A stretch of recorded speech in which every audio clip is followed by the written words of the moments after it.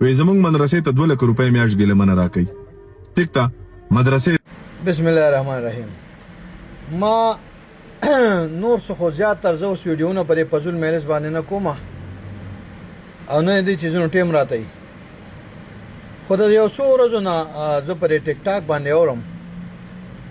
چې ګیلمنه کته ګیلمنه بره ګیلمنه داسې ګیلمنه هغسې پرېږده د فساد یو جړو د پښتون د بېعزتۍ یو جړو د پښتون نه پرتوګو ښکو والا یو جړو پرېږده الله لرې کړه شکر پې وباسه چې ختمه شوه کیسه. اوس زه یو خبرې ته بل اریان یم دا ضمیر دی که بې ضمیره دی د ده دا ویډیو مې وکړ نو ډېر ښکلې پرتوګې رخ کړی دی د ګیلمنه ده که څه شی دی له ولې چې تا ته پته ده نن سبا دا مړه حقیقت دی د دنیا چې کونی به د کونی په سپورټ کې راوځي مولا به د مولا راوځي دله به د دله راوځي بېغیرته به د بېغیرته په سپورټ کې راځي او یو ټیک ټاکر به ټیک ټاکر په سپورټ کې راوځي. دا ښکاره خبره ده دا د چا نه پټه نه ده. نو هلکه بې ضمیره چې د فساد جړ الله د دنیا نه لرې کو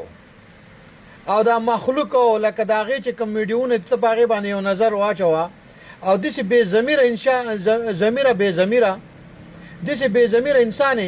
چې په یو مولا یو مفتی باندې ته اوس دغه کې یو تهمت لګې چې هغه اوس په دې دنیا کې شته دیم نه دا ته داسې خبره کوي چې لکه وي سپي د غوږ وغوړه غوږ ته نه ګورې خو منډه لکه تا ورله پرتوک جوړ کړی چې راشه داسې سړي باندې تهمت ولګوه که په ژوندي باندې لګې خو ژوندي راپاسې په تا باندې چې هلکه ما دا کله خبره کړله چې ګیلمنې به 2 لک روپۍ میاشت مدرسې له راکوله.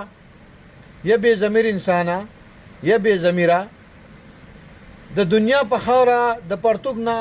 د ټولو پښتنو نه پرتوګونه وواته دا نور هم 2-3 دغسې دي. زه وایم چې الله په دې مرګ مړ کړي چې په کومه باندې ګیلمنه مړه ده او بیا دقسې په جنازه کې پسې دا لسته بې اودسه چې ولاړ یم دقسې بس بیا بې اودسه لسته کسان ولاړي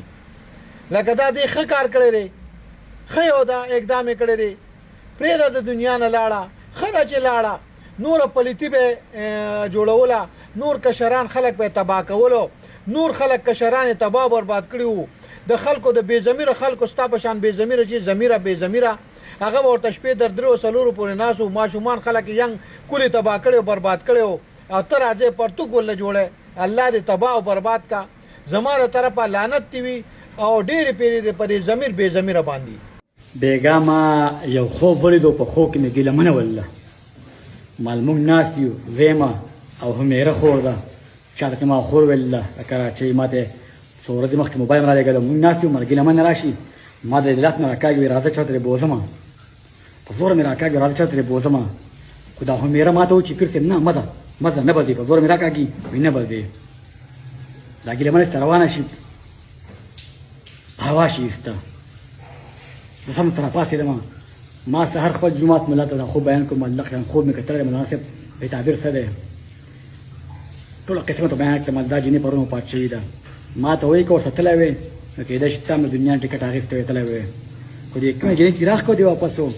نو ستا په دنیا کې ټایم شته نو هنرې الله دې قدر وکړه الله دې عزت وکړه الله دې په ژوند کې برکت واچوه چې تا زمنې کړم که نه نن به ما هم د دنیا ټکټ اخیستی وې